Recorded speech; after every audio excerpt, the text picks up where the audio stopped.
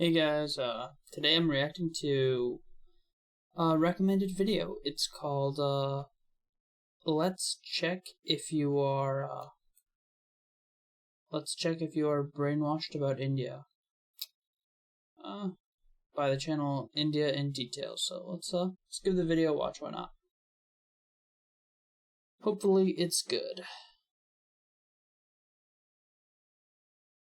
Many of you have seen people of Indian origin in your country. How do you perceive them? And how do you perceive India? Many of Pretty well, I would think.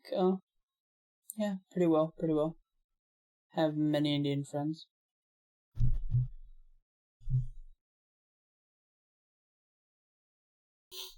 you think of India as a country of poverty, slums, dirt, rapes, and caste system.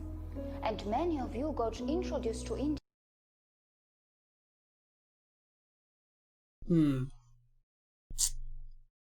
I mean, to an extent, but there's much more to it. You know, many things are multifaceted.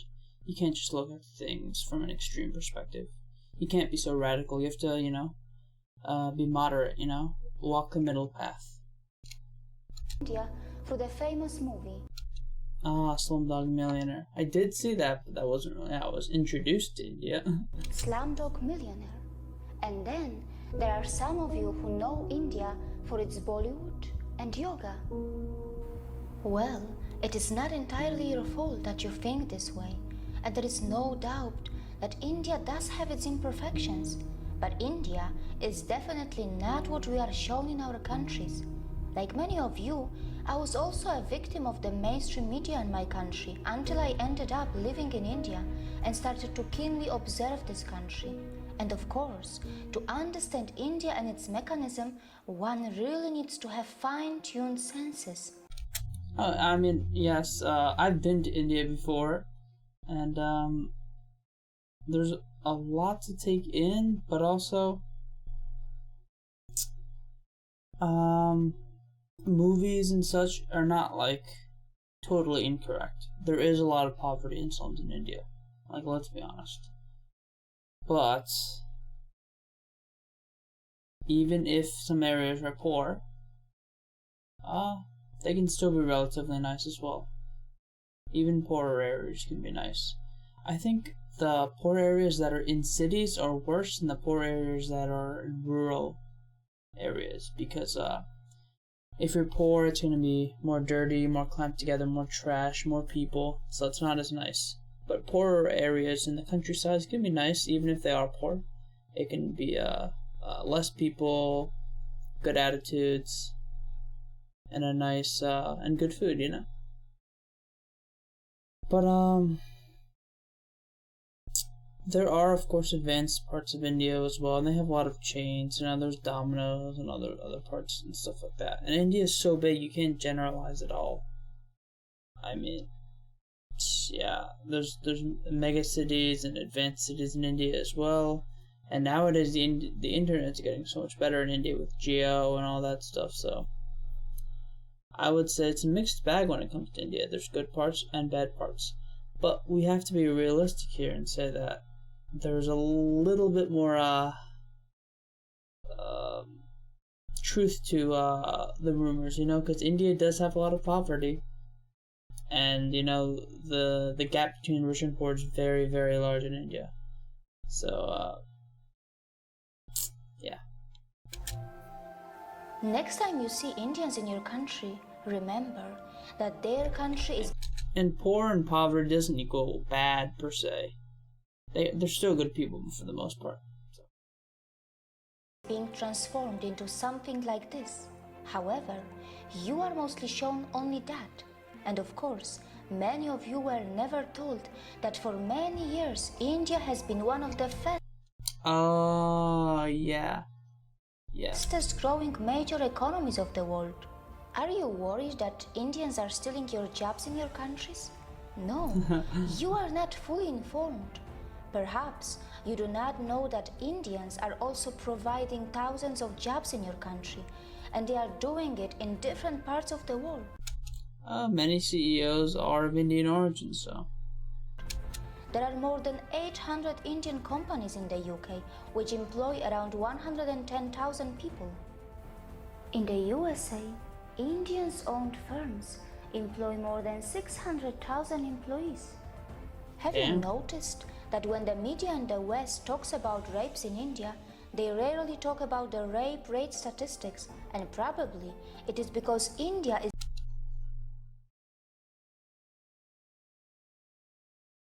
is nowhere close to the Western countries in rape rate.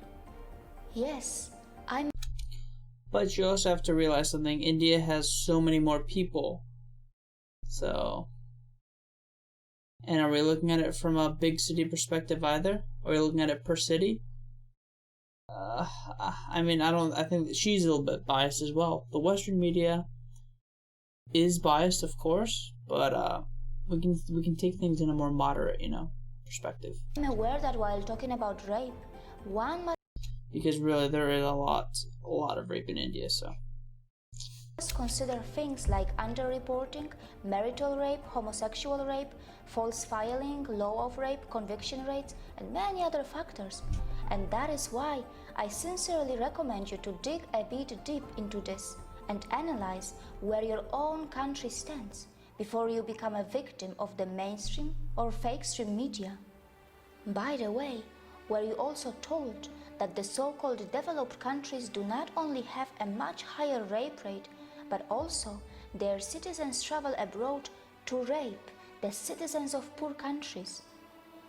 Europe, North America, Australia, New Zealand are some of the main sources of international child sex tourists who perform sex crimes in other countries. Were you also told that many Western women travel abroad to enjoy female sex tourism? And it is difficult to believe that the boys who are hired by these rich women are in some cases not underage. India has always been a multicultural society, and yes, in one way or another, discrimination may exist in India too. But wait, which country is crime-free? Is your country crime-free? Is there no discrimination? Definitely not. In your country? Definitely not that either. India is a country where its minorities are allowed to thrive and grow in numbers and also in percentage. Definitely true. Definitely true. India is a country where many dharmic traditions like Jainism, Sikhism, Buddhism and Hinduism were born. And the people of India have even accommodated the ideologies and religions that did not originate from their own land. When I first heard of India, very true, very true. India is very accepting. Caste system in my country through our media, it was not even mentioned that in India, not only the minorities, but also the members from those societies which are also known as low caste, end up becoming presidents, vice presidents, prime ministers, and chief ministers. Has the media in your country told you about this when they talked about Indian caste system to you? Has the media in your country also mentioned that India has already had a female president and a female prime minister?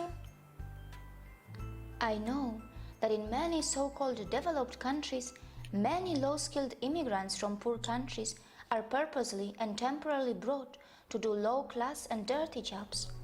These poor people are kept in substandard conditions, and after the job is finished, they are sent back to their own countries.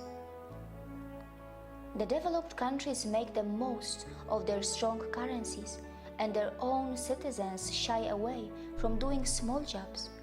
Well, these developed countries are so smart that they perform oppression on the humans that they import, and then later, very cleverly they dispose them.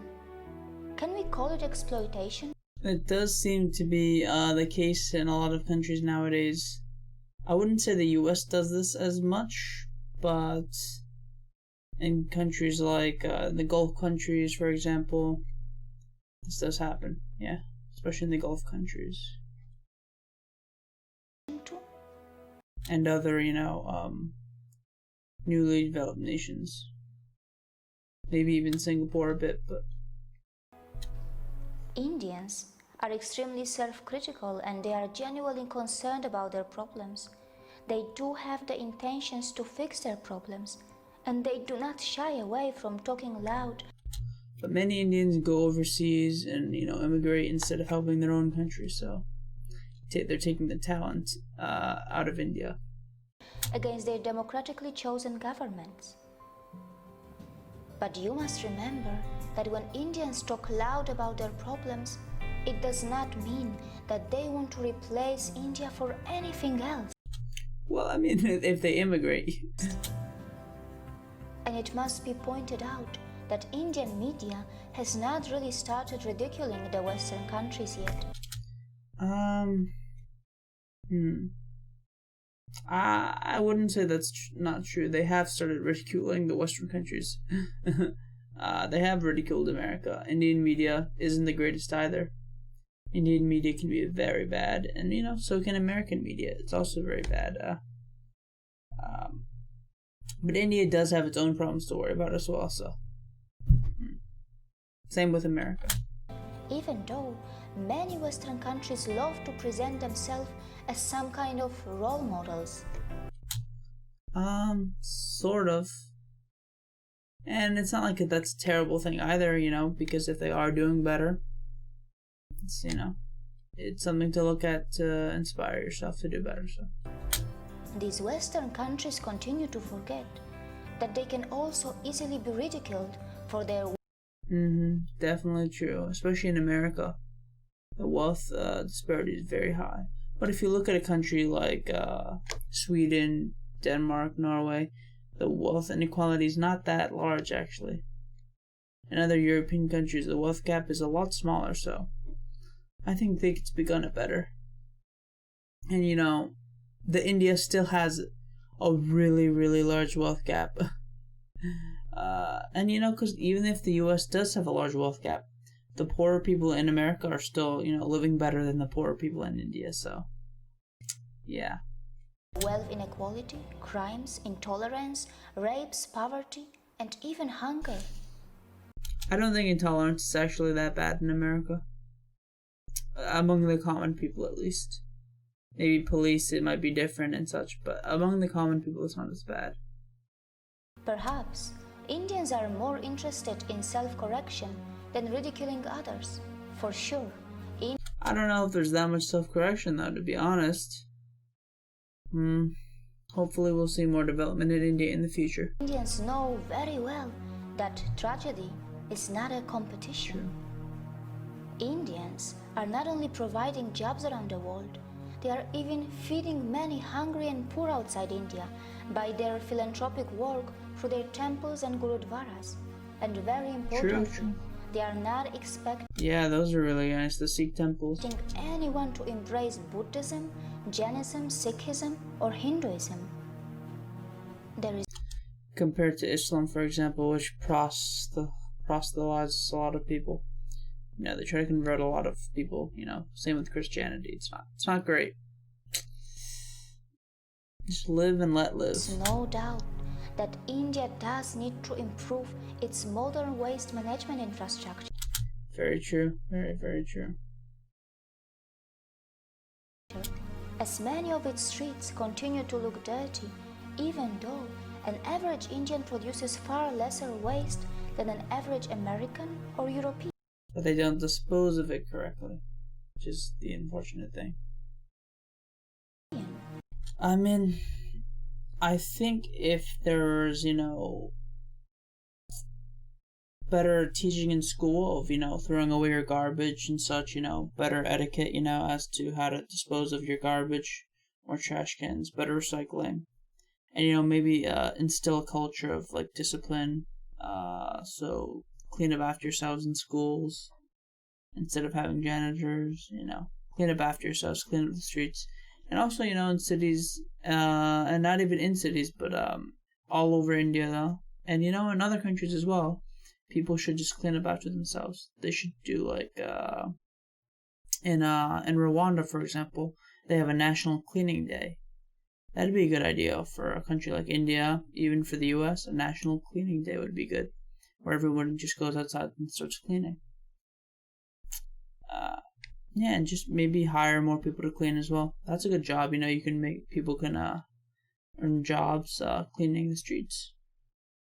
It's just some ideas I have, but let's get back to the video. Also, the per capita emissions from India are so low in comparison to the USA or China, and Indians are nowhere close. Very true, but it is, I think, rising. And there's still a lot of coal use in India. And I think meat consumption is also rising in India, which is not good. To the West when it comes to historical emissions. For all these years, you were told about the poor sanitation of India. No, the poor sanitation in India is definitely true. I've been to India myself. And yes, there are some areas that are nicer, but in majority parts of India, especially North India, the sanitation is very poor. Like really, really, really, really poor. I hate to say it, but it's not good in India. But you were never told that Indians were also the pioneers.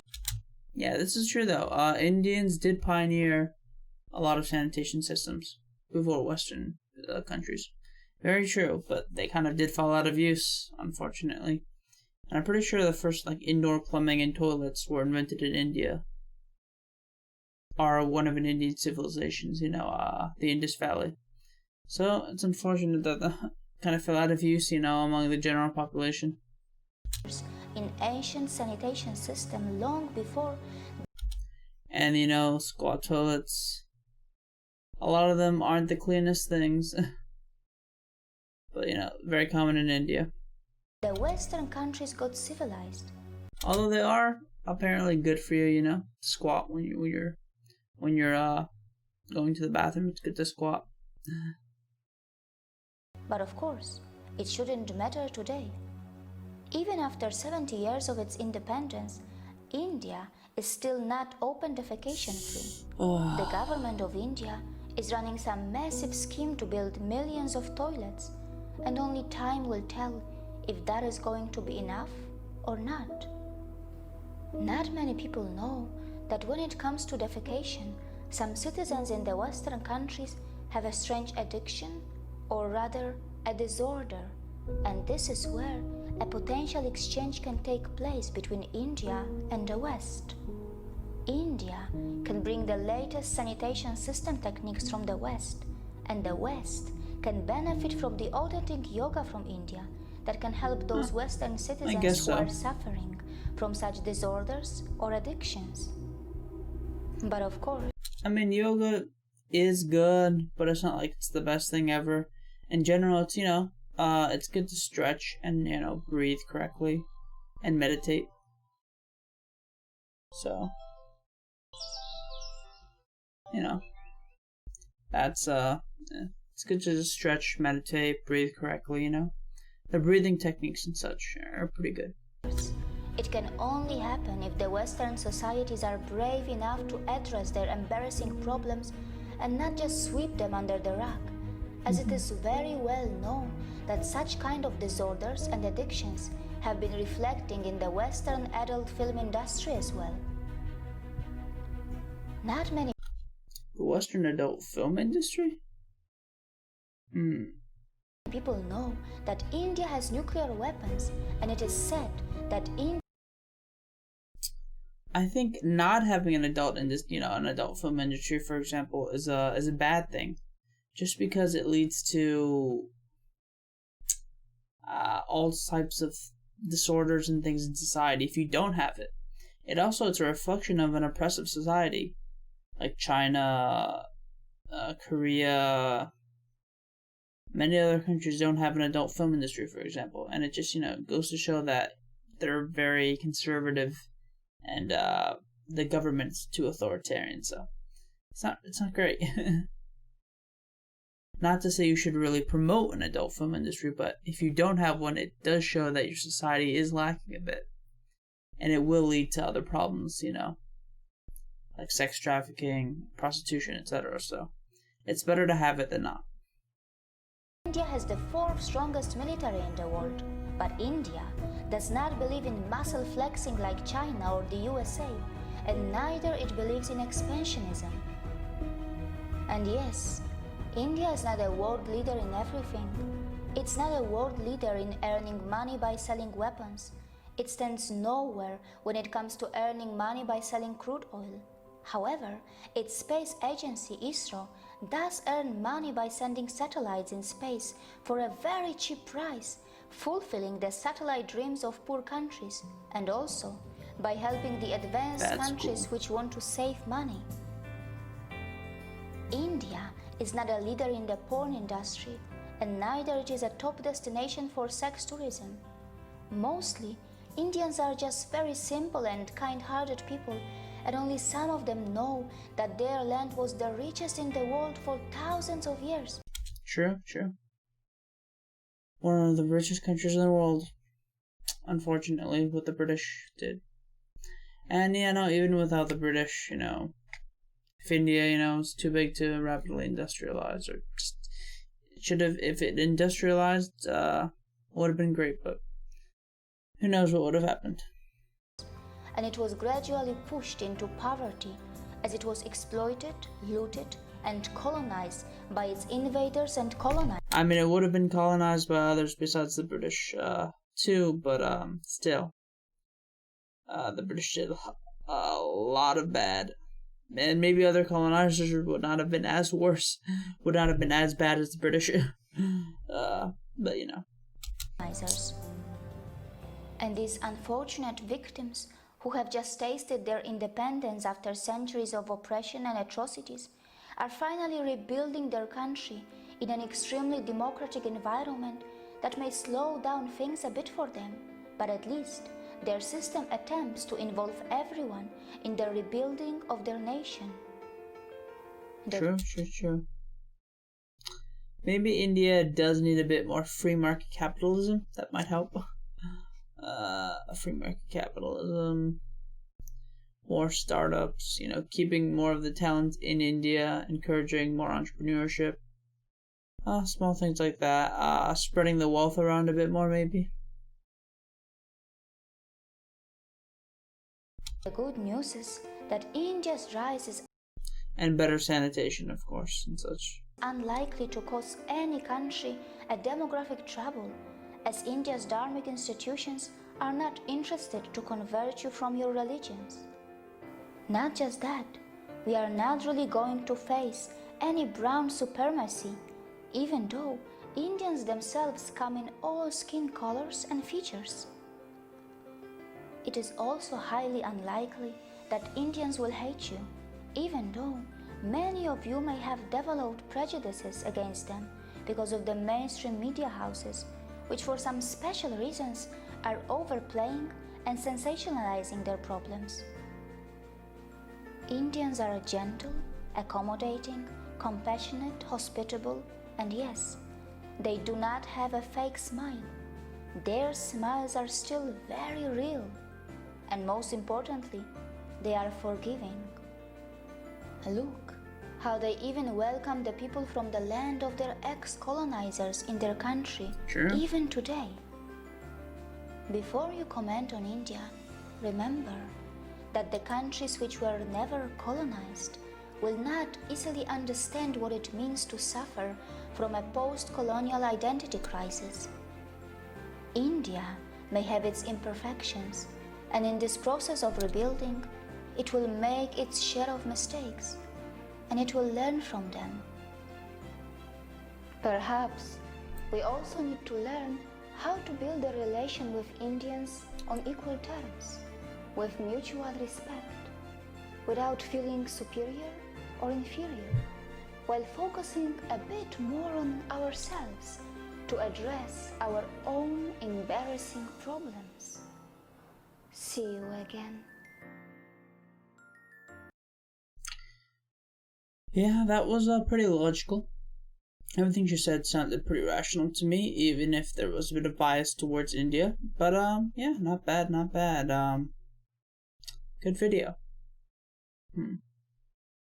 Leave your comments down below with your thoughts and recommendations for future videos. I'd love to hear what you think about the video, and yeah.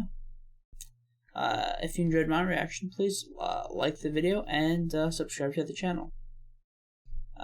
that's about it. All right. See ya.